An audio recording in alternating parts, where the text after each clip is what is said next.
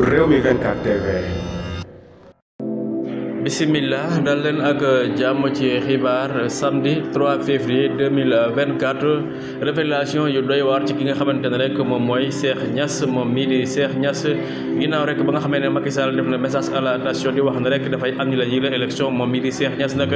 daal dina rek xam ne ne nag bis na ki tey nekkatul sénégalais national itam sénégalais rek ba ngay sàkku ci procureur rek mu ñu daal di koy dindi nekkatul benn yoon sénégalais dafay pare rek pour quitter réew mi ginnaaw ba mu fi defee juróomi at ngir di xeexal réewam liggéey bi papam bàyyi woon mu koy rek eggale moom mii di Cheikh Niass bàyyiwul dara daal dinay rek pare ci réewum Sénégal parce que yéene rek groupe Walfadjri boobu mu jiite woon sax mu daal di koy rek jaay daal di rek quitté milam réew di Sénégal ndax kat Sénégal du réew moom mii di Cheikh Niass mer na ba futt rek ci jëf ji nga xamante ne rek moom mooy nekk ci daw Sénégal te benn nit kot di ko def rek mooy Macky Sall diiru fukki at ak ñaar rek mu nekk